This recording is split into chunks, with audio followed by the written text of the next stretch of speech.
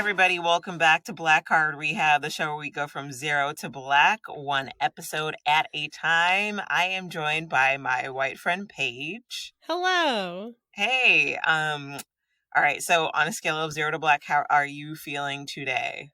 I am feeling Leon's little sister in this movie who somehow in the middle of the movie has her own song and then we never revisit it again. Okay, yeah, that...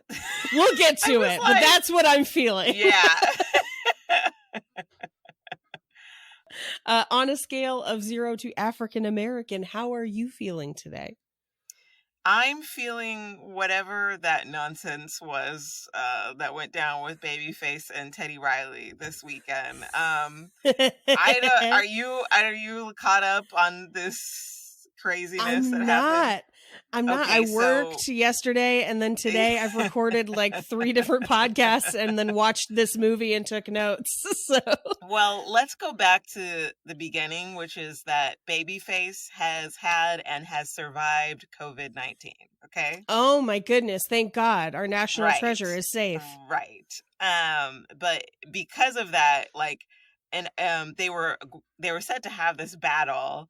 Because Swiss Beats has been doing these battles, you know, where like one musician battles another with like, just, you know, you're bringing out different songs and like, okay, who's got the hits and like, who's got, you know, like gets the party going, right? You're trying to stay relevant after having Alicia Keys' baby. It's fine. Yeah. Well, people have been loving it. And so Babyface and Teddy Riley were scheduled to do one and then it got pushed back. Mm-hmm. I think because Babyface has silently been trying to recover from COVID-19. Okay? Or he was lying because he don't got the pipes anymore. Oh, no, I just saw him live. Oh, okay. Yeah, I just saw him live in Vegas before everything got shut down. So, yeah. I'm so jealous. Sing. Yeah. I mean, it was me and a bunch of old ladies, but... that sounds great, actually. Yeah, everybody was seated, you know? I didn't have to... Oh, gotta love that. I love a good concert where I can sit down. I've only been to one of those. Waving their canes in the air, you know, like they just didn't care. And the last time I had that, it was when I saw Ben Folds, which tells you how old and white I am. So anyway, so Teddy Riley and Babyface were supposed to have this, battle, and the battles all take place on Instagram Live, which is a really horrible idea, but that's where they're at. So obviously, you know, as people are like, everybody's tuning in. Like, I don't even remember the numbers, but like it's everybody, and the people that you see, not just tuning in, but like commenting, it's like all the famous people that you can imagine. Like it's Toni Braxton, you know. Oh my God, what? Well, yeah, because I mean, he wrote songs for her. It's Babyface, of course. Yeah, but like, and they're commenting, and they're all there, you know, like ready for the magic, and then it just takes forever. Like the sound's off, and then they get started, and then the sound is still off, like somebody's echoing, like the other person can't hear the other one. At one point, Tyrese types, "Just throw in the tile." Okay, tile. He meant towel. Okay. But this fool said tile. And then somebody, the fucking internet, somebody created a Netflix logo for their movie, which has Teddy Riley faded in the background, Babyface up top with the Netflix logo that says throwing in the towel. Thrown in the tile.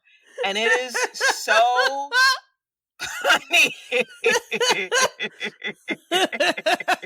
Oh God, I love the internet sometimes. Yeah, it's just like what a winner. I mean, I also love Tyrese because Tyrese occasionally does crazy shit.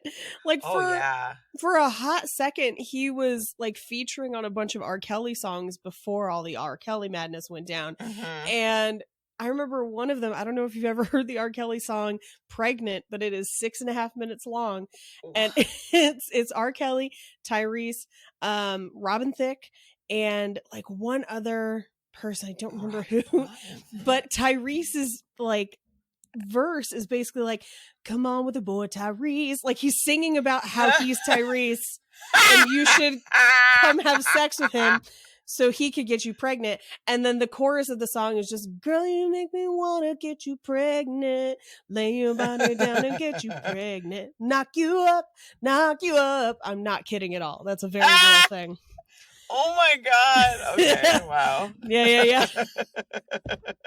If you have 6.5 minutes at some point in your day, YouTube that shit. Yeah, I'm gonna, oh my God. Or don't, because R. Kelly's a monster, but he is, but I can't imagine he's getting any money from the YouTube video. Yeah, he's not at this point, no.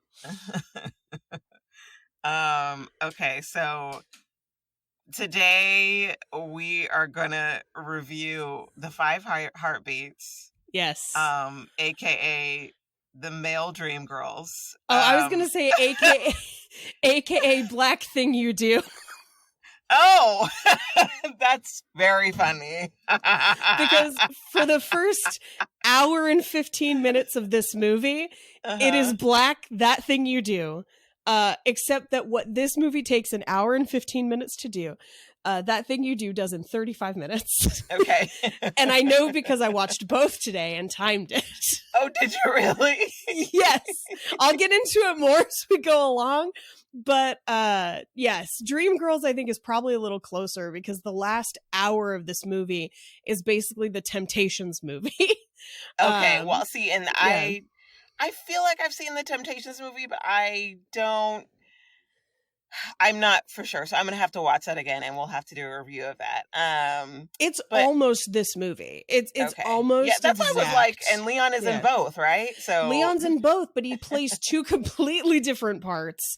Where in the Temptations, he plays David Ruffin, who was the lead singer, has a drug problem, and then eventually dies. I believe of an overdose, if I remember correctly.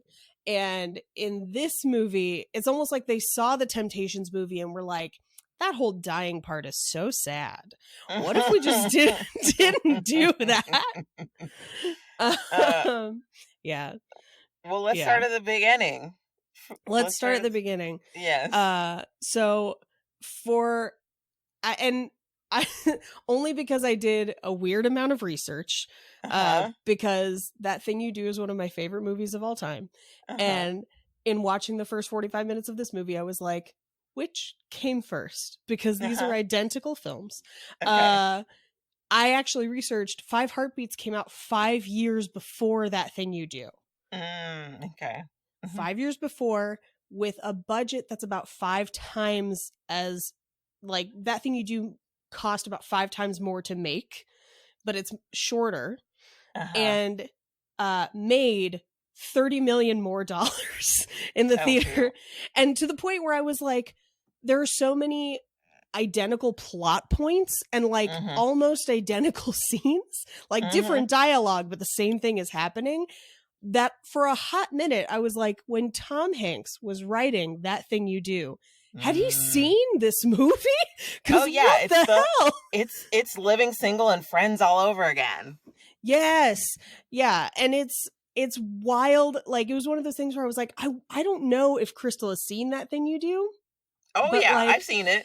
Okay. In fact, for whatever reason, when I was going to school, I was like at a private Christian school. Yes. And for a long time, matriculating or whatever, like when we're leaving out of the building for chapel, for whatever reason, they always played That Thing You Do as we were leaving. And I'm like, who made this decision?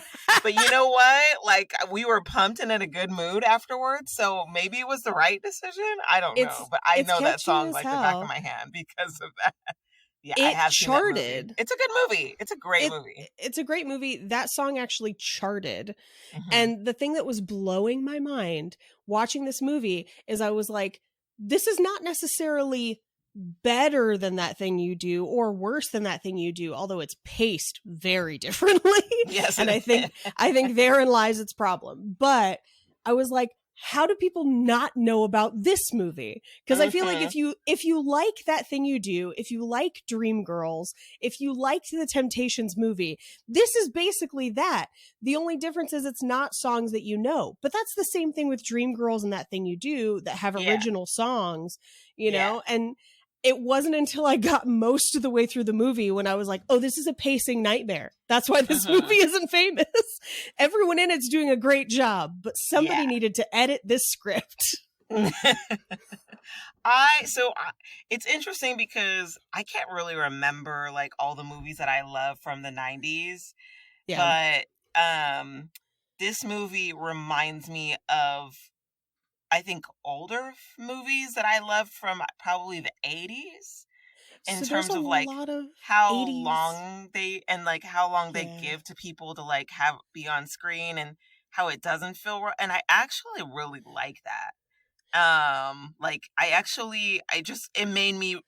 It made me nostalgic for that time when it was just like, all right, here's a scene that, you know, like they're all sitting around sad about something, and you know, like it made me just like warm fuzzies for those kinds of films. I'd seen Mahogany, which yes, same thing, you know, like very slow, like a lot of character development, a lot of probably unnecessary scenes, but I don't know, I liked it. Well, here's my thing, because Dreamgirls is also long. This reminds me more of the Temptations movie because it's a type of screenwriting that I would just call and then screenwriting, where it's like this happened and then this happened and then this happened and then this happened, kind of the way that a child tells a story, like and we went to the park and then there was a bird and then I went on the slide and then a car came. But the difference with Dreamgirls, and why I think Dreamgirls is so successful and such a good movie, is that Dreamgirls is much more focused and structured, even in that length and even in that character development, where at a certain point in Dreamgirls, the story splits and it contrasts Jennifer Hudson's story with Beyonce's story. And in that contrast, each story gets more meaning, but those are the only two stories we're following, essentially. And then when they kind of rejoin at the end, it's much more meaningful. I think the struggle this movie has, and the Temptations movie has a very similar struggle. The Temptations movie is paced exactly the same. It's almost exactly the same movie, like shot for shot almost. The problem is they're trying to space storytelling over 5 people. And in this one, they kind of isolate it to the 2 brothers, but not enough to give us information about them. Like we kind of know them, but not really. And I think that's the struggle. Yeah, at one point I was like, it was just a couple moments where I was really surprised, but I will say, like, I mean, in terms of going back to the beginning, like, like in the opening scenes, I was like so confused because I thought the guy sitting at the table was gambling was Leon, and I was like, wait, how is he over there, but he was just over here?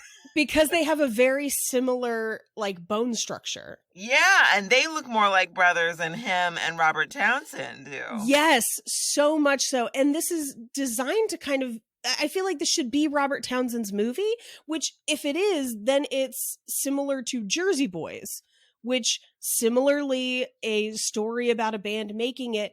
And in Jersey Boys, they focus on Bob Gaudio, the guy, or Paul Gaudio? I think it's Bob. Who knows? White people. Anyway, so like it focuses on him, the songwriter, and how he kind of grows and moves with the band. And then everyone else's stories kind of happen around him, but he's the focus. And I think they try to do that in this movie with Robert Townsend, or Duck, which is not explained why his name is Duck until like an hour and a half into this movie. Oh yeah, and I missed it because I was like, I zoned out at that point. So what happened? Why is his name Duck? Okay, the only reason you know, and this is the weirdest place to reveal it.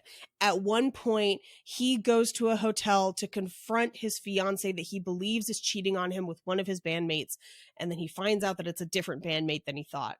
And the bellhop in front of the hotel says Donald Duck, whatever their last name was, You're from the Five Heartbeats. Why. Okay, yeah, that's why he's that, but Donald Duck. And then at the end, JT, his brother, Leon, names his kid Duck after him. And at that point, I was like, is the kid's name Donald? Yeah. Or is it Duck? Because one of those two is very acceptable and the other not so much. But it also reminded me of, and this is, horror is my genre of choice typically. In The Shining, the kid's name, they refer to him as Doc a lot of the time, as in "What's up, Doc?" But that's another one where they don't reveal it until much later. Interesting. But yeah, that's why his name is Duck. Okay. The first note I have is Leon is credited as just Leon because everybody knows Leon. Yeah. I was watching the credits. I was like, Leon. I was like, I know Leon now. Like, yep, got it. It's the same with Waiting to Exhale. Yes. Just Leon. So one of the first scenes we see, and this is one of, I think, probably my favorite scenes in the movie. I think it's edited great. I think it's paced amazing. This made me so excited for the rest of the movie.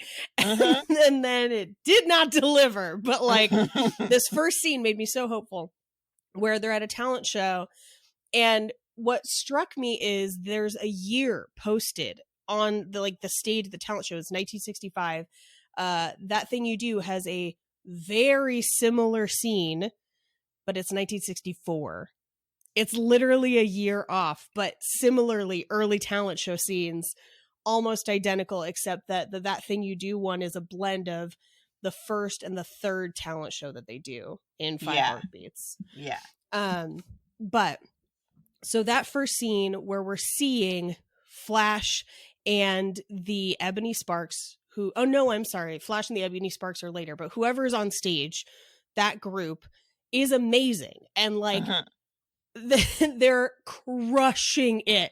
That song is everything. I'm like bobbing and moving to it, and we're kind of moving around backstage. Like everyone's wondering where everybody is.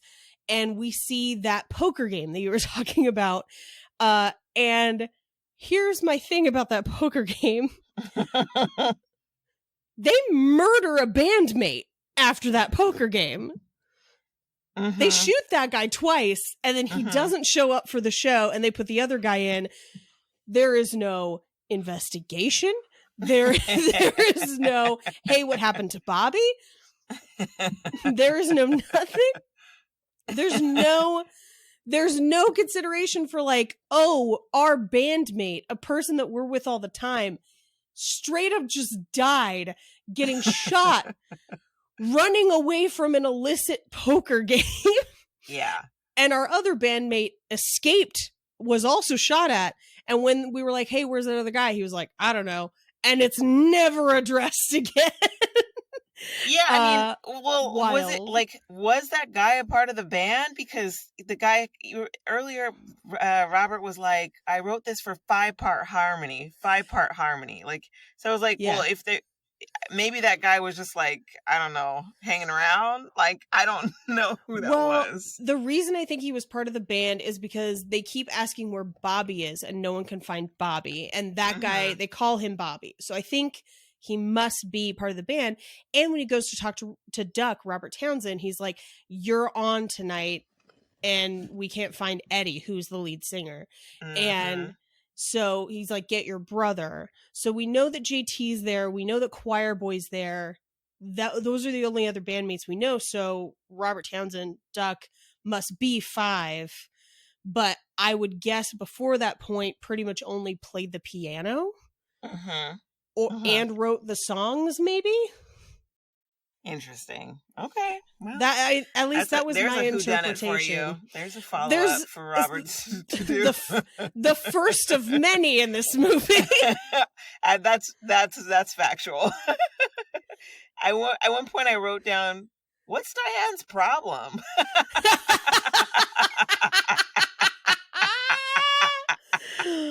For sure. I was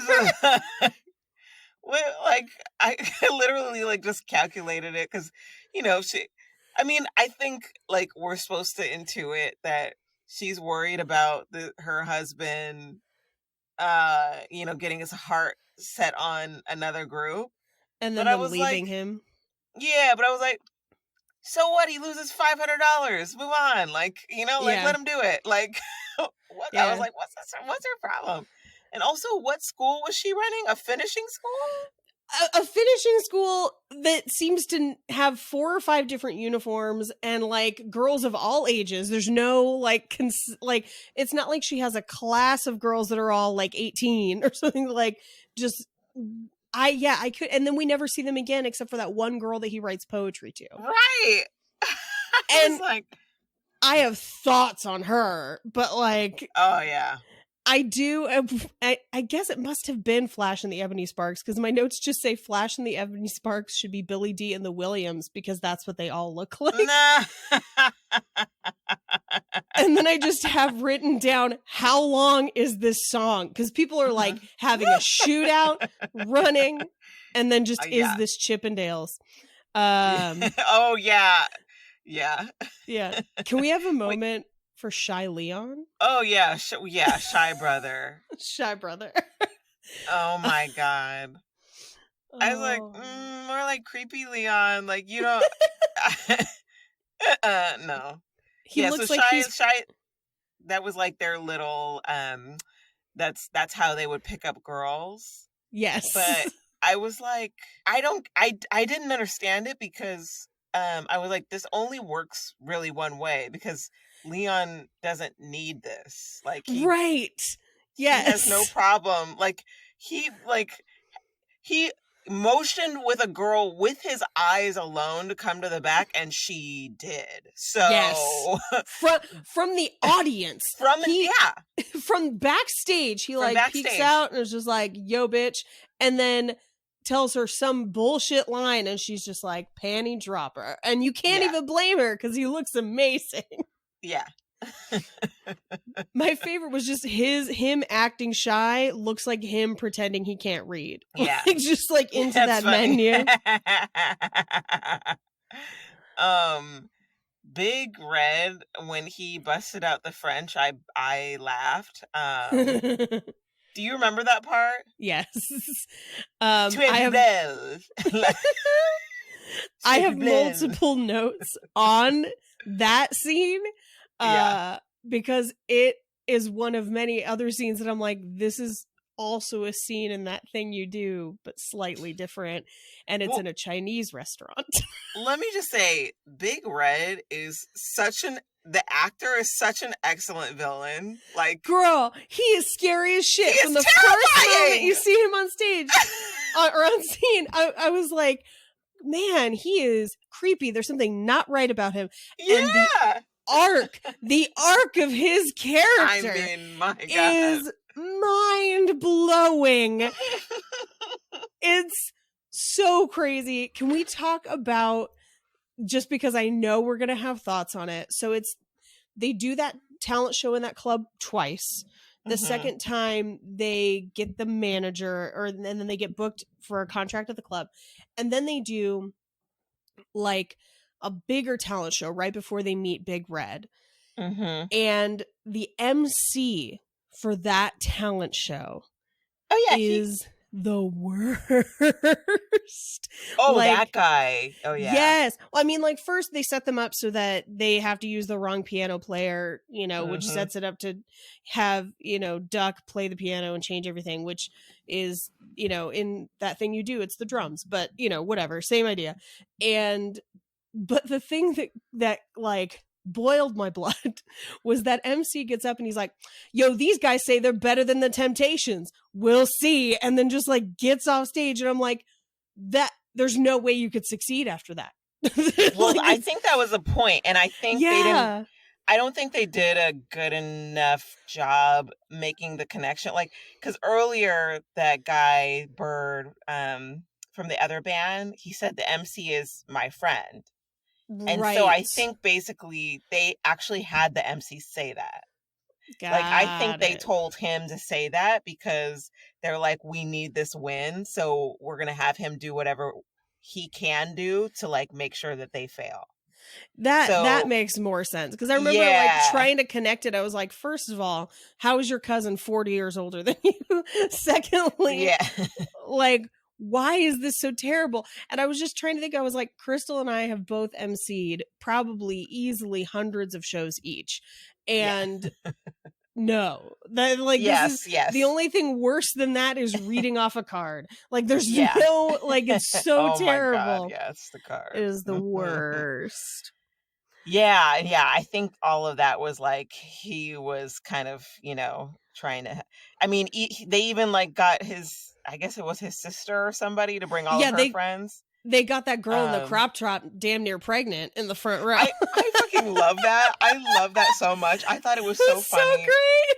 And she was like literally orgasming, like crossing her legs, like falling out. Like, and what I love about it is like, yes, it is ridiculous, but it's like, what a funny way to show that like, I think to show from an audience perspective that they did better than the other one, because they're both like great performances. They're both like, good songs, like good showmanship, but this one like won him over, and it was just such a funny way to show that, like, it's having this girl that was supposed to be on the other side completely turned, like her toes are curled up, like she's so over the top. It's the best. It's so great.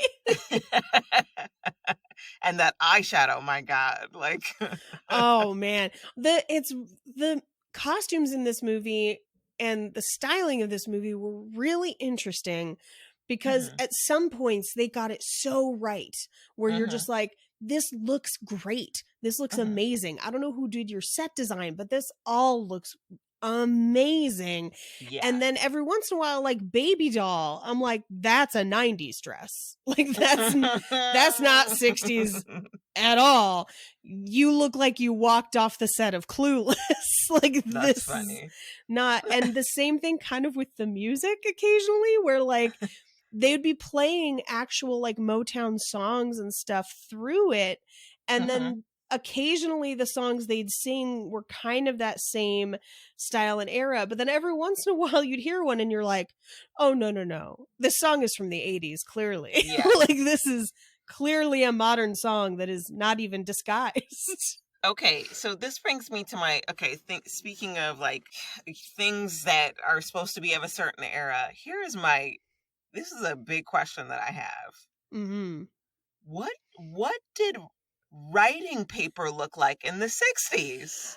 Because he's got like scraps of what looks like parchment, and I'm like, they had notebooks. And I know they have notebooks, because there's a similar scene in That Thing You Do where he has a goddamn notebook. I was like, who decided that he should write on Stater Brothers paper bags? Like, I think it was a few things. I think it was to try and make you feel like these are all pieces of other songs that he just couldn't fit anywhere, but he liked. And so he's got them all kind of scrapped out. And that he's been holding on to them for a long time. But like, how long? The 1600s? Like, right. This is wild. Yeah, he has enough to wrap several gifts for Christmas with those. I also like, and at this point, that scene is the only musical scene of the movie, and by that I mean, the scene with his sister. It is a very musical, very like actual genre of musical moment. Right. It's the only one. There's no other scene like that in the movie. And in most movies like this, that doesn't exist. It's completely out of place, and the song is clearly from the 90s. And at a certain point, I was just like, what is happening? Is this going to happen more? Is this just the first time they're getting to it? Because that happens at almost 45 minutes into the movie. Yeah. And the thing, it's like, at that point, they're poor. They're all living on top of each other. And then he gives them a house. At no point when when he gets the money or the whatever, and no point was anybody like, hey, what about homegirl that can sing her ass off? Right. Why don't we get her on a track? Get her a deal? What? Well, she reminds me of, there's a character in Hairspray called Little Inez, who is the younger sister of one of the main characters. Oh God, his name escapes me. Seaweed. And she also kind of has a similar solo like that, except that Hairspray is a musical where everyone has had weird solos like that in their day-to-day lives. Like, to put this into perspective, up until this point, we've seen people go through their day-to-day lives, go to meetings, go to other stuff, be backstage. At no time in any of that are any of them singing except when they're on stage, which is pretty common for a biopic. So it's very strange to have someone just break into a full song and dance number with a character, music that we all can hear and they can somehow hear. And they can somehow hear, even though there's no instruments anywhere. No instruments playing, yeah. And then that person is never in the movie again. Yeah, that was upsetting because she's an amazing singer. I don't even know if it was her. Like, that's what was driving me nuts, is I was like, it is her. She was on Star Search. I looked her up later. Okay. Yeah, that was her. That was my question, because I was like, this sounds like kind of an older voice. But so then I was like, why is this here? Is like, whose daughter is she? Like, why is she in this movie for this one scene that we never hear from her again? Yeah. Very strange. Yeah. I also wrote down OMG white wigs, which I think was about the 5 horsemen. It was. Did you also notice that their costumes were so bad that the H was falling off of one of them? Oh, I didn't notice that. That's so funny. As they walked behind, like, Leon, you could see over his shoulder, like, one of them has the sweater and the H is, like, not even attached at the bottom. Like, it's fully coming off. But this also drove me a little crazy because they're the Horsemen, and an alternate band name in That Thing You Do is the Herdsmen, where I was just like, wow, did That Thing You Do straight up steal this movie? Like, what is happening? It was blowing my mind. But then at a certain point in this movie, right around the hour mark, it doesn't match anything from That Thing You Do, and it's all the Temptations movie. So, like, it just sharply diverges, and that point at which it diverges is the point with police brutality. Right. And I was like, well, that would never be in That Thing You Do. Yeah. Yeah. Yeah, that was a good moment. I mean, you know, like, I thought that was a powerful scene, and like, yeah, and a very real scene for the bands that were touring at the time. Did you notice, and this is completely unrelated, but just saying the white wigs made me think about it, at the very end when they're watching Flash's music video in the 80s, his backup is the Horseman? Yeah, his band's name is Flash and the Horsemen. Oh my God. Yes. And I was like, why is nobody ever completing this with the apocalypse? I don't understand. I know. Well, and why is it the 5? If you're going to have a horseman joke, it's got to be 4 horsemen. Yeah, yes. And the only thing I can think of is that maybe there was another band that's actually the 4 horsemen, because I know of a band that's the Gore Horsemen, which is like a horror punk band. Great name, but I'm like, 5 horsemen just doesn't make sense. Like, I mean, I guess I'd have to look up like bands of that era from like, the top 40.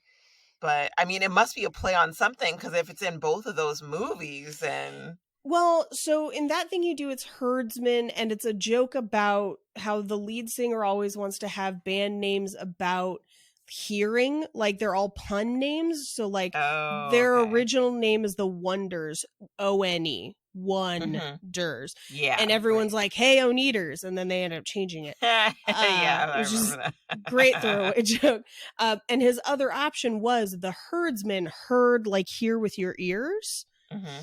And it's very similar to a lot of band names at the time. Like, you know, there would be a lot of the whatever men, like the Kingsmen, the Sheepsmen, or whatever. And I think it's meant to be a play on that. Klansmen. But just that would have been a way funnier joke if they had walked those 5 white wigged assholes into that scene and just been like, the Klansmen are gonna sing it. I would have laughed until I died, and this would be the best movie ever made, because that'd be hysterical. But yeah, I think it's a play on the types of names at the time. It just struck me that they were so close, especially because in That Thing You Do, the lead singer, after he breaks up with the band, starts his own band, the Herdsmen, and that's the band you hear at the end. Interesting. So it's like the same. Again, the same. It's the fucking same movie. It's wild. So this is other interesting thing. So I have an overlap with this movie too. So so Sarge, their like choreographer. Yeah. So he's actually one of the Nicholas brothers. And that makes so much sense. Exactly. When he dances, I was like, this dude's amazing. Yeah. And now I'm like, of course he's amazing. Right. And so like for people who don't know, the Nicholas brothers are they were like a famous tap duo. And they would tour the world. And there's some videos of them, like they have some amazing routines. Anyway, I used to work with one of their granddaughters, and they actually they kind of created this foundation to remember their grandfather and their great uncle. So I looked at it, I was like, oh, holy shit, it's him. Like, that's so cool. Like, I didn't know there was a movie where I could see him in it other than just dancing from there. Yeah, but that's him. That's crazy, because I've seen that YouTube video, the one with the staircases, where they're like dancing and they're jumping and landing in the splits. Wild. Yeah, that crazy. I love how they like buried the lead with by having him have a cane when he came in, and I was like, right. What is this fool gonna do? Show me your combinations. Which, by the way, Dresser, the guy who dances, his voice is crazy. Yeah, amazing. It's beautiful, but it's one of those things where you're like, how'd that come out of your face? Yeah. Doesn't look like it would. Yeah. Oh, man. I was curious about how much of it was all of them singing and how much of it was, I don't know, like other singers. I don't know if they did all of their own stuff, because it was really good singing. Yeah, I feel like at least part of it has to be them, because I know Leon also sang in the Temptations movie, and he's great in that. And so I think it must have, at least in part, been them. And they're all original songs. So what it may also be is a combination of them and some studio singers, or they practiced and it was them. Yeah. I wouldn't be surprised to find out it was them. Do you want to hear another weird casting weirdness? Oh yeah, sure. Okay, and this is a weird one that I noticed. So Choir Boy's parents, his dad, who basically tells him that he ain't shit, even though he comes back later and buys that guy a church, but his mom, who's like, you need to get out and experience the world, plays Black Dynamite's aunt in Black Dynamite. Okay, that's funny. I have not seen this movie. We absolutely need to watch Black Dynamite. But she in blaxploitation films, there's a lot of exposition through dialogue, because they often didn't have the money to shoot the scenes that would fill the gaps in. So the way they would kind of get around that would just be somebody saying like, you said this, blah, blah, blah, blah, blah, blah, blah, blah, blah. And her exposition that she's giving in the movie is that Black Dynamite promised his mother on his deathbed that he wouldn't let his brother die of a drug overdose, which is very specific. But just every time you talk to her in the movie, she's just like, Black Dynamite, you promised your mama on your deathbed that we wouldn't let you, and like every scene you see her on her deathbed, you promised Black Dynamite. I can't believe you broke your promise to your mama. And she like will call him in scenes and he'll pick up the phone and be like, hello, you promised your mama, Black Dynamite. And that's it. She's in like 4 scenes of the movie, has the same dialogue every time, cracks me the hell up in Black Dynamite. So when I saw her in this, all I could think was like, she doesn't speak until she gets to Choir Boy and she's just like, you gotta promise me. And I was like, on your deathbed that you will not let your brother die of a drug overdose. We've got to watch Black Dynamite. Okay, I love it so much. I wrote down Big Red is the Black Joker. Oh my God, yes. Yeah. Yes. Yeah. His whole face. His like, you don't know like what he's going to do next. It's like totally unpredictable, but also predictable. Like, you know, it's going to be bad. You just don't know what kind of bad. Like, yes. Like he hangs that guy over the thing and over the balcony, and then that fully happened in an episode of Law and Order one time. And so I was just, and for the same reasons, oddly enough, except it was like a hip hop producer. Well, and Suge Knight did it. Questioning royalties. Yeah. And that actually happened with, So now what I'm trying to think is like, when did Suge do it? Is this before or after? You want to know if he was inspired by? Yes. But and I just have in my notes, it just says, is Big Red fucking Scarface now? Like,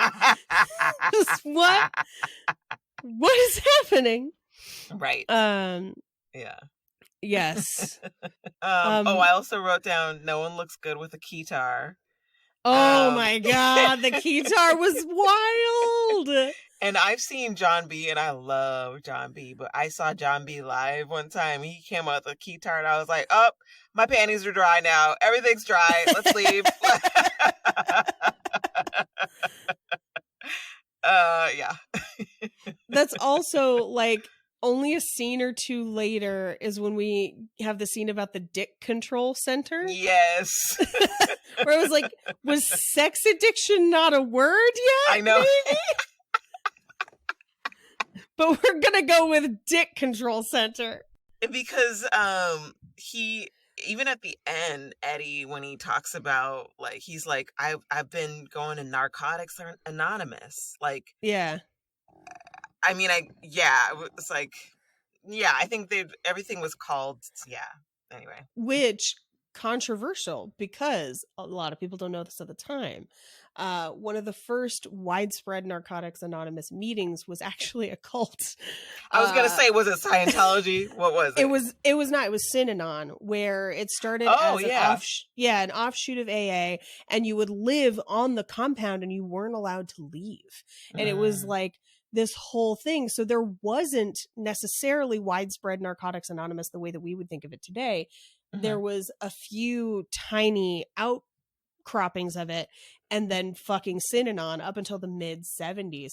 So the only reason he could even go to Narcotics Anonymous is because that last section, I think, is the 80s.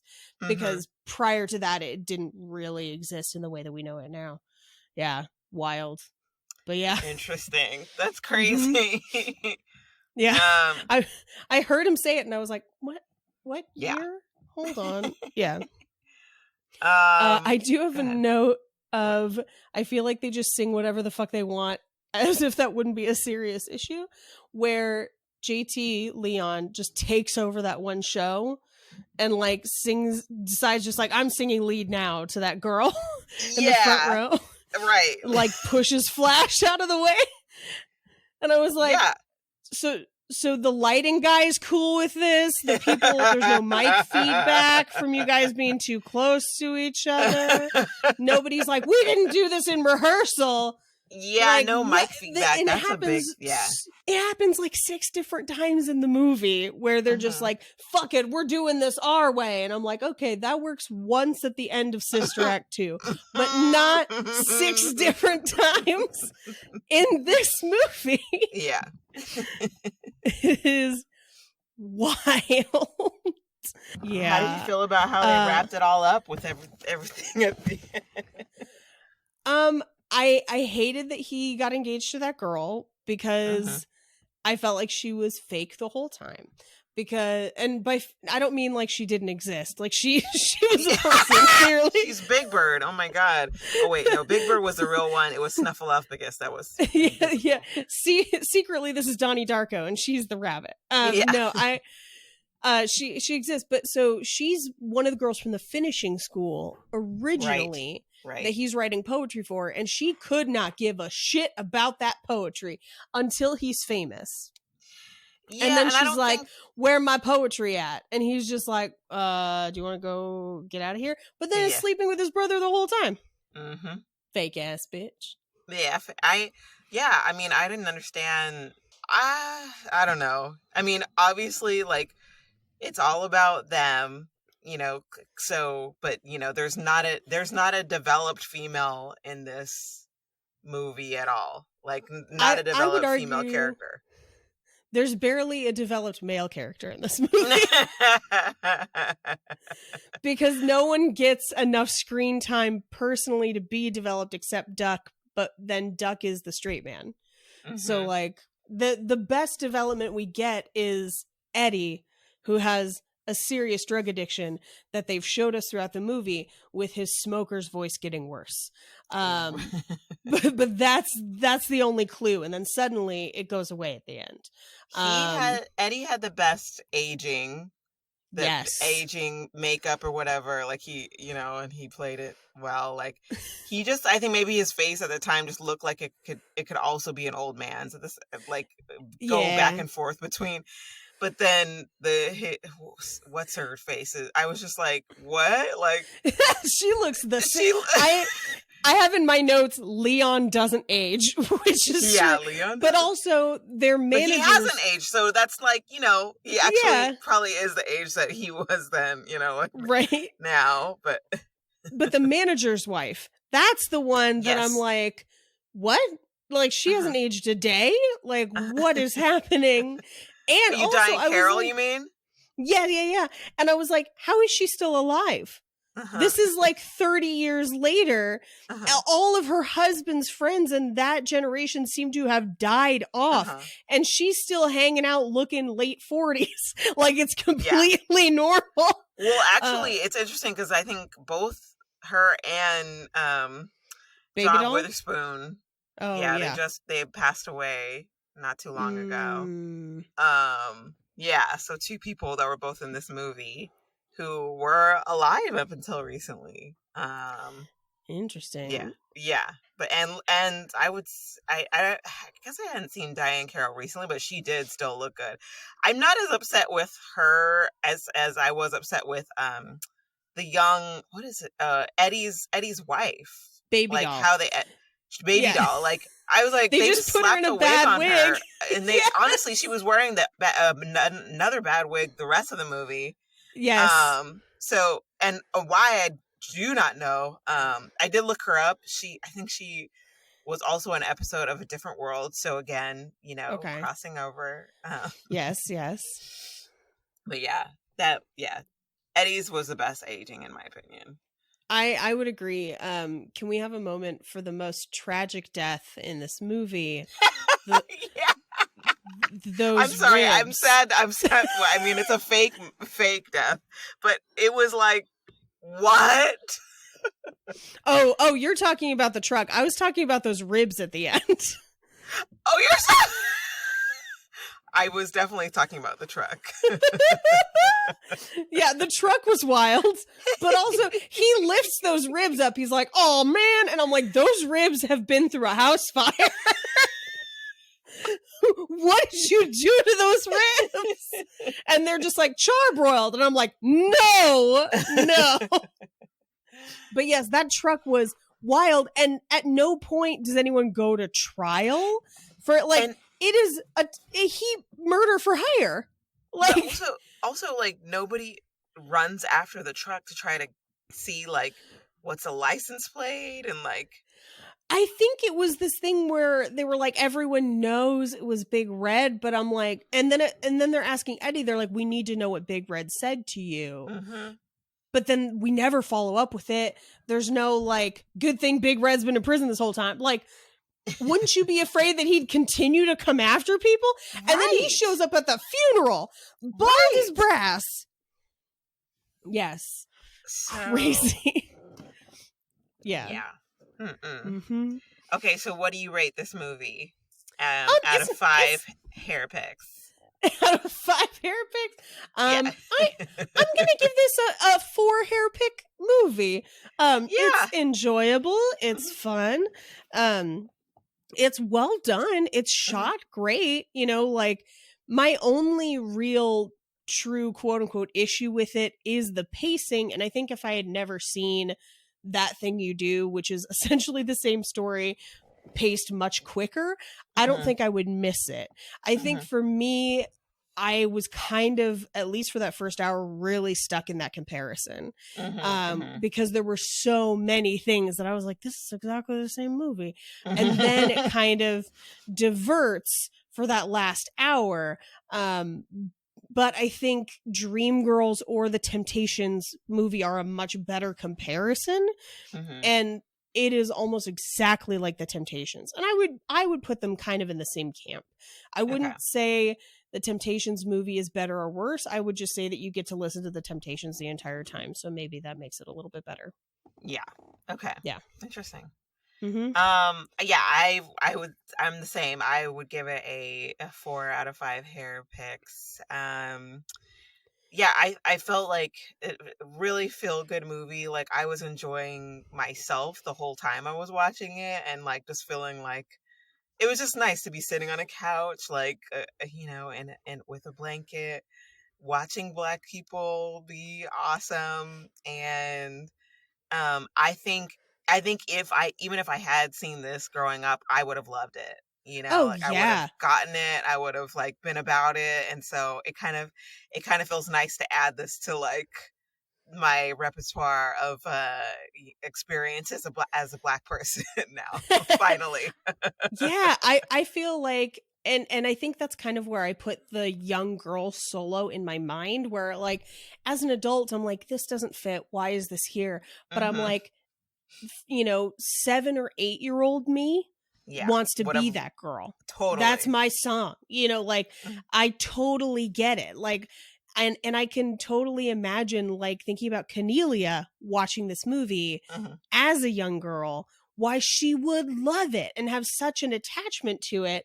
And I think, like, watching it, I was like, this is Cornelia's That Thing You Do. If that makes sense. Where, like, I have such a tie to this one movie that I probably saw around that same time. Like, I think, let's see, That Thing You Do came out in 96. So I was about 9 when it came out. And I saw it, like, when it came out. And it has stuck with me forever. It's one of my favorite movies. And so if, like, flip the script, if I had seen this instead, I'm sure I would have the same attachment to it. You know, like, I totally get why this would be somebody's, like, go-to feel-good movie and why it would be their thing that they watch for nostalgia and for the music, because the music in it is great. You know, sometimes it's a little 90s-y, but it's all good. Like, and it's all catchy. Like, in my notes, it says, it's like, I want this soundtrack because this is pretty good, you know? And I feel like that's kind of the way people feel about the Temptations movie too, because it came out around the same time. And the difference is those are songs that we all know. So, you know, I totally get why somebody would be obsessed with this, especially if you were a young girl who had a crush on Leon or whoever. I totally get it. Yeah. Right. Absolutely. Yeah. What I will say is the heart is a house for love. Yes, it is. Over and over and over and over and over again. The heart is a house for love. I will say, like, the first song they do at that first talent show is great, and I'm like, yes, awesome, hell yeah. And then a few of the songs after, you're like, did you only write a bridge for this? Like, this is a lot of the same, I think. And then the only like fully fledged like song that we hear is that Little Girl song, which ends up being their number one hit. But then we never hear it again all the way through with them singing it. Right. We just kind of hear clips of it in the background with a very 90s sax line in it, which is wild. Can we talk about that album cover? Oh yeah, the album cover. That was wild. And yet I have a very large Motown vinyl collection. I need to get a new turntable, but I do have a large collection of Motown records, and I have covers like that where that is a very real thing, which is so okay. So let's just explain crazy. The cover. So yeah, they had done a photo shoot with all of them in that was going to go on the cover, and it's like it was a thing that was happening at the time where if they were signed to a label that wasn't necessarily like. Well, that basically they wanted to cross over into the mainstream market, so they would not put the black faces on the label. They didn't want to discourage anybody from buying black music. So that's how they addressed it, was by putting either like just like nature or like you know, a white family on having fun somewhere on the cover of this album to, I guess, communicate what they hope the album would evoke in people, the feeling that it would evoke, rather than like telling you who was actually singing the songs. Yeah, and a lot of the ones I have are the nature ones. I feel like that's the more common. The one they have in the movie is like a white family at the beach, which is bonkers. But what's really interesting is I have a large Motown collection. At the same time, I have a very large Beatles collection from the same time. Not a single album that doesn't have all the Beatles faces on it. Like, it is a marked difference. And I think one of the most, like, there are parts in this movie that are addressing real issues for bands at the time. And I feel like sometimes they kind of rush through it, like with the album art, but like, it's so true and interesting. Like when Leon says, why don't any of their albums have essentially black people on them? And it's like, that's true. Like if we're all trying to cross over, why doesn't that happen? But I feel like that, and the scene where they get stopped by the police, they do spend a little more time on that police scene, which I think is good and gives you this like moment of kind of reminding that they are different in this world. Because up until that point, we've kind of seen them in their comfort zone. And they're, you know, at their talent shows and whatever. And then now that they're starting to tour and they're in the South, now we're seeing the reality of what they're up against. And I thought that was kind of that, you know, half hour of the movie where they're like touring, and we're not necessarily seeing them perform all that much, but we're just seeing them together in this situation. I feel like that's one of the strongest parts of this movie. I love that. You know? Yeah. Especially when they're in the bar, and I was like, oh, this reminds me of doing stand-up comedy. Where they're all sharing one mic. I was like, oh, God. There you go. Except for people are actually listening in this one. Sort of. Yeah. All right. Well, thank you guys for listening, and we'll be back next time.